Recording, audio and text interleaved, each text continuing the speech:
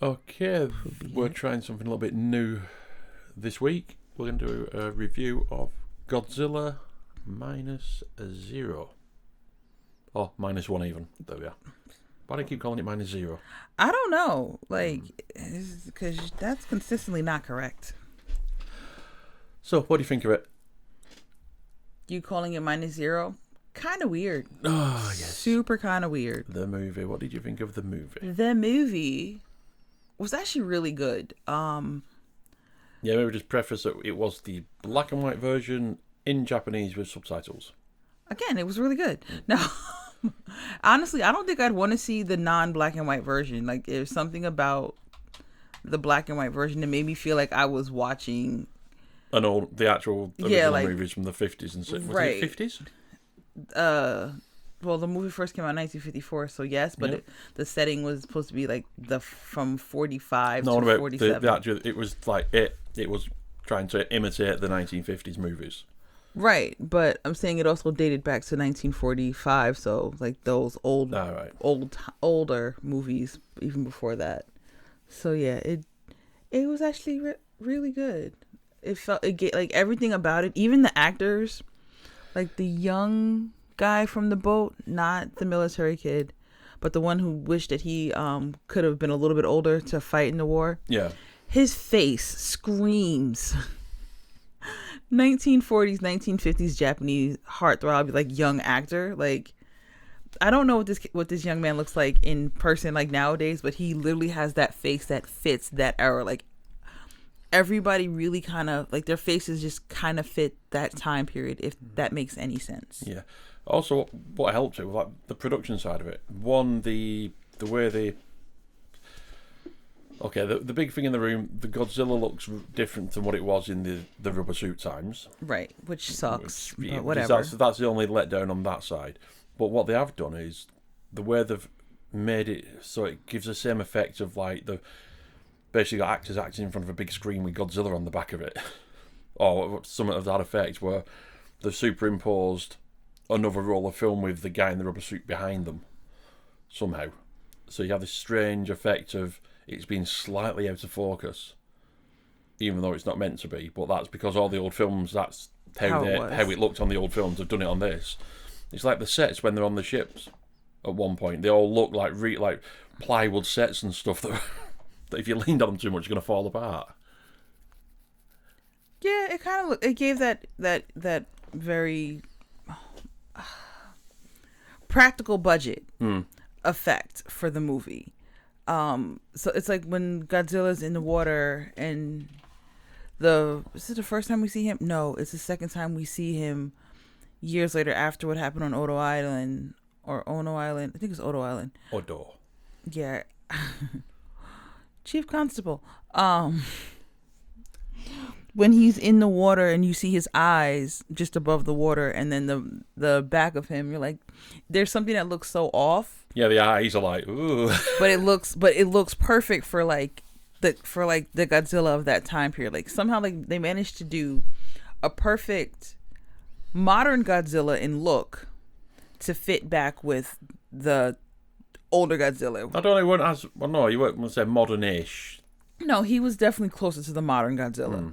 I mean, they did give him when you had like the costume, but Godzilla, like he had the little poochy belly, and the little poochy legs. They gave him that, but for the most part, it still felt like I'm looking at the wrong Godzilla. Like, I think it through like you. I think you said like this. That's not Godzilla. It's like it's something else. We're going to see Godzilla after because spoilers. Godzilla grows through the movie, right? But like when you first see it, you're like, this is wrong. This is like, hang on a minute, this is it. And then as you watch the movie, the penny drops and you get the idea. Exactly, which is what was a good thing. I was like, they, but even then, it's still like the final Godzilla before like after Ginza, still not. No, it looks more Godzilla. It looks like it's Godzilla. It almost looks closer to the Godzilla from the TV show. Yeah. than the Godzilla from like the 50s, which again makes sense, and it still leaps and bounds better than the Godzilla from the 90s movie. So I know Matthew Broderick and John Reno made a brilliant movie. they did. It just wasn't Godzilla.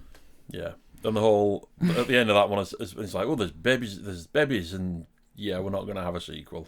Right. I mean, I would have maybe it would have been better. I don't know. Probably not. But no, but like the production, again, just like we had a little chat before we started, and the budget, nobody quite knows what it was. Well, all anybody knows is it was cheap, right? Supposedly, and it's not a case of it shows it being cheap, but you can imagine it being cheap, and on the budget they've done a really, really good job. It's better than, like as somebody said, like it's better than some of the Marvel stuff. As far as how much money they throw, like 200 million movies and the CGI looks wrong.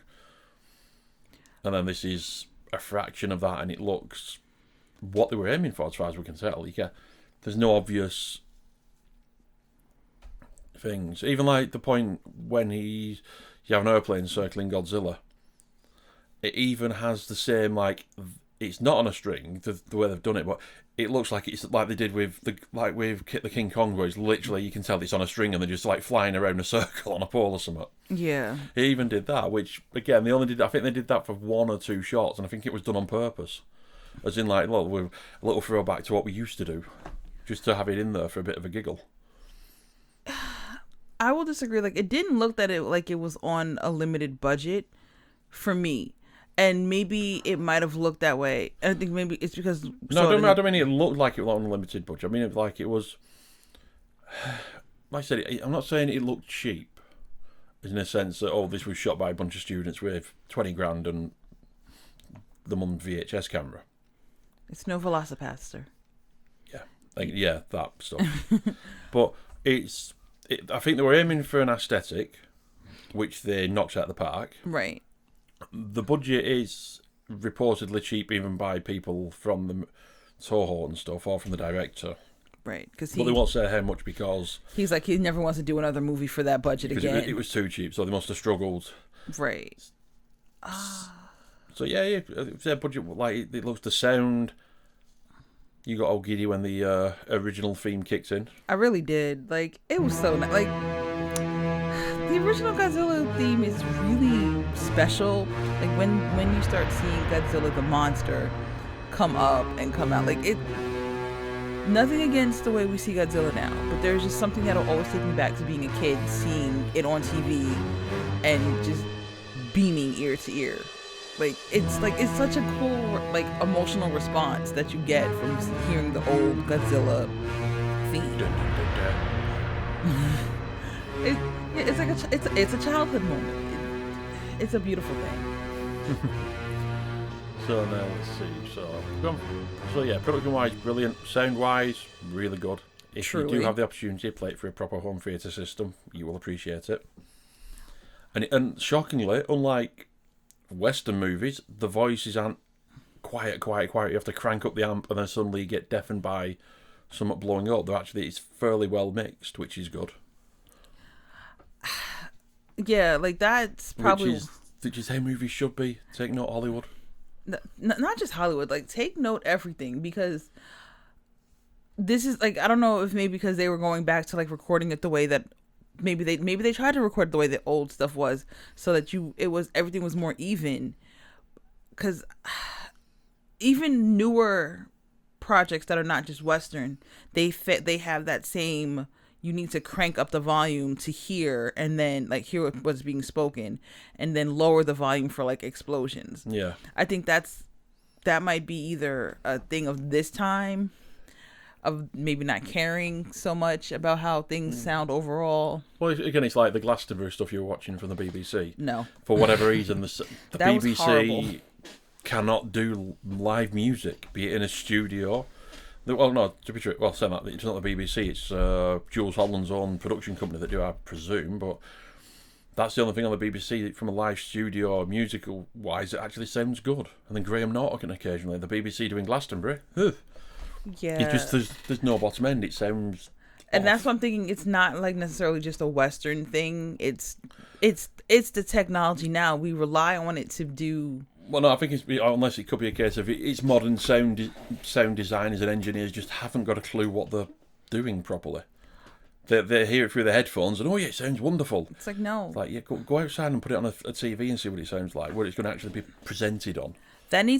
Seriously, that needs to be done. Like whenever, like if you have a new project, if you can do it, which you should, don't listen through just the headphones. Literally take a moment to rewatch the scene, the whole, like once you're done mixing and everything, go back and watch it in a living room and pretend, don't even have like a great sounding living room. Like throw it on one of the oldest TVs that you can potentially find. And if it sounds trash to you, it's going to be trash to everybody else. But it's like what I've said about with photography. Any budding photographers out there, like, I dabble with it on and off. If you're really worried about people spending hundreds of dollars, pounds, rupees, whatever, on getting fancy little gadgets to get the correct colour grading on the monitors and spending... Yes, it's helpful, you can do that, but you don't need to do that. Make it look like good enough for your eye, edit your photos, put it up on Facebook or whatever, or Instagram, then look at it on your phone. Look at it on a laptop. If you've got a smart TV and you can get to it, look at it on that, and then you can gauge how it looks across multiple different screens. I'm sat in front of two 32-inch monitors, they both have a different colour gradient on them. And you can tell, like, you can look on one, which is slightly brighter, and it claimed HDR, it's not fully HDR, and then they've wanted an older monitor, and you can get an idea of what they look like. Same for sound, but for whatever reason, modern films can't do that. I don't think they can't. I think they choose not to, because whatever it is, whether they're the studios that are doing the editing, they are just overwhelmed, or they're given a tight deadline, or the studios execs are saying, well, no, we want it to sound like this. We want it to be like this. We want the explosions to be immersive. We want the explosions to be to knock you off your feet. Or it's a case of this is how it sounds in a big fancy testing studio. It sounds wonderful. Right. Off you go. And I would say, again, if you bring somebody in that's older to test, like y'all have parents, and I know this is probably like a weird thing to say, but like bring your parents in, see how the sound how it sounds to them. If they're saying, oh, it sounds a little off, maybe listen to that, because I don't want to have to constantly go up then down, then up then down, then up then down, because I no longer want to watch your stuff. Like, let me just read a book. So, back to the movie. No. So, the story, it makes sense. It does. That's a novel one for nowadays. Again. But yeah, it makes sense. It flows well. The ending isn't what I expected. Even though I did call it like 3/4 of an hour before the end of the movie. I said what was going to happen, and it nearly did. So yeah, the ending's not what I expected, but I enjoyed it. Which is all you can ask from a movie. Exactly. The cast, great. The only ropey one for me was the neighbour, that when he comes back and she's screaming and attacking him, and then suddenly she's like, by the end of the movie, she's like his auntie. Well, and to me, she seems so realistic. Like, here she is. Okay, let's talk politics. They were told that the army, the military, the kamikaze pilots would prevail. That was the nationalistic pride that they were going to do it. And the fact that he came back and she knew he was a kamikaze pilot and he didn't die. Yeah.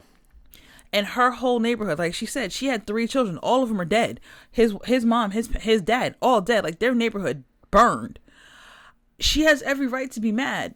And the only reason why she kind of softened her heart towards him is because of the girl and Akiko, the child. Akiko. And I forgot what the woman's name was. Yeah, I apologize. I'm useless with names. Like, I want to call her Yuriko, but that's probably not her name. But the child, like the woman and the child, like that's why she softened, because she was like, she still is mad at him and she's going through her grief. But then she's like, well, here's someone else. Like, he took in new people to try to save his grief. And then it was 2 years later. So she was already, 45 to 47, I think. Yeah, I think that right. So it was, and she had been raising them, so she kind of had like her community back, and things were growing again in the country. So yeah, that was the nice thing that they showed, because I'm sure movies have done this, but it's not something I've seen in film properly before that. So they're showing he came back and literally bombed out city. Yeah. And again, for Japan, everybody thinks, oh, Japan, this futuristic land. It's like, no, the end of World War II, Japan was flattened. Same as like with Germany, there's a lot of, like, Germany was like flattened, basically leveled out, and a lot of that doesn't get shown in many Western movies as such. I know this is Asian, well, Japanese movie, so they're going to show, but they did it right. Well, then they showed them like rebuilding and moving on bit by bit, and things slowly improving, which was good. And so yeah, like that's why, like to me, that's why I felt like her thing was realistic, and it does show. I do think the ending fits in, because if they do another movie like this, yeah, because it's like -1, because it still leads into when Godzilla attacks in the 1954 movie. Because it's not exactly the same, so this would be like a pre-attack. Yeah, so this is like they all ignored this, and it didn't happen. Like with the island, where it's like, no, the Americans did it. Well, okay, hold up. Well, yeah, because how they said, yeah, how they blamed the Americans for attacking the island when it was Godzilla who attacked the island, right? And because you don't want people to know this thing exists. Yeah, because in the original movie, it's the people of that island that go to Tokyo requesting assistance, and so it's not horrible. But it can still lead into the original movie. Yeah, enjoyable film. Even the subtitles were really good in terms of what was being said and what was coming at the other end. It wasn't totally unbelievable. But again, as we discussed, it's one of those where you can't, with a lot of things, a lot of languages, you can't do a straight translation. It's always going to sound a little bit off, just because of how things are said in a different language, how they talk. Like I said, the example I used in Germany, they don't say 22, they say 2 and 20. So it's how things are. So they can't do a straight translation as such, as in going 2 and 20, because we'd read in English, we'd read it as like, that's not right, there's something wrong here. Yeah, it's like, how do you guys say 5:30? 5:30. Right. 5:30 to me, as an American, sounds like, okay, 30 minutes before 5 o'clock. Got it. Or 2:30, 5:30. Yeah, see? Words. Languages. It's fun. Like, there's no direct, and it's a good thing. So have you got any other views on it? I would be curious to see if when the colored version, yeah, right. If the version that's in color still feels the same as the black one, or do you notice the fact that it may not have been as much money put into it? Like, potential, maybe, but also would it? Like, I think you'd also be like, hang on a minute, this background fuzziness, it doesn't, it looks wrong. Right. Like that. That's for my concern. For all we know, the background fuzziness, he did it in colour and like, oh, that looks bad. Then they did it in black and white. Well, hang on a minute, this works. it could be an accident. Exactly. Strange things have happened on movies. Also, I will say, after watching it, I am super, and it's annoying that it didn't get nominated. Yeah, more. Again, for the Academy Award, like Hollywood showing how weird it is. Like, it wasn't even the nomination for the foreign film. I'm just like, wait, what? Oh yeah, I was talking with somebody about them. I said, yeah, the foreign films are like big budget foreign films. They don't go for, because you notice there's not a lot of Bollywood films in that either.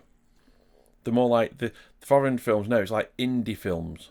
Okay. They're like glorified studio. It's like, no, but it's a foreign film. What do you want? You're not going to put them in the best movie of the year, which it should be, but you're not going to put me in this category either. So it's like, well, what's the point of them even attempting to? Well, like, right, they only got for what, sound, or special, either sound or special effects. Like, either way, it's just like, that's what you get. This now, admittedly, I have not seen Oppenheimer or Barbie, whatever. Yeah, that's the sad thing. But Barbie gets like Barbie getting nominated for these things, and this isn't. No, I don't mind Barbie getting nominated. The Oppenheimer thing might, like, really? Okay. Or better still, Scorsese and his 3-hour Borathon. Another one. Because he is... I don't think there's ever going to be a time where his movies are not nominated. Just because he is Scorsese. Like... and so what? You only again, that'd be like film. That would be like a Steven Spielberg movie not being nominated now, or a Ron Howard film not being nominated now. Like in the early part of their career, sure, but now, no. Like you're not gonna. That would be such a super snub. To even people are saying that his latest Scott movie isn't that good. Well, yeah. But the problem is the people saying that, and the big critics, it's Scorsese, it's brilliant, it's wonderful. It's not, though. It's like his last couple of films have been like 2.5, 3 hours, and they ain't been the best out there whatsoever. Not even by like his own standards, let alone going up against other movies. But yeah, it's Scorsese. You got to put him in there. It's like, why? Because he's Scorsese, and you don't know when that man will die. It's that simple, really. Yeah. But whatever. To me, the Godzilla Minus One deserved to be part of that group in that category. It was not, which seems unfair, but hey. At the very least, cinematography. Seriously. Maybe not. But what? Well, wait, was Dune part of the cinema? Oh, I have to look. Maybe, who knows? But either way, Godzilla should have been. Godzilla Minus One should have been there. Like Barbie were in for movie of the year, weren't it?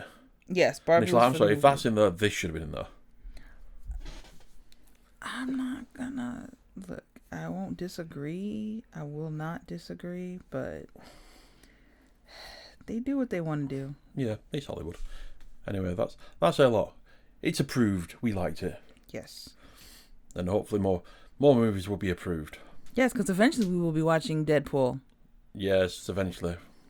When we can get into the old cinema. Right. When it's not going to be full of children because it's summer holidays. First off, there's no way that it's not going to be full of children. You just got to suck it up and go watch it. Yeah, it's great. Well, we should return again at some point with discussions and other things when we can pull our finger out. So, that's that. Bye-bye.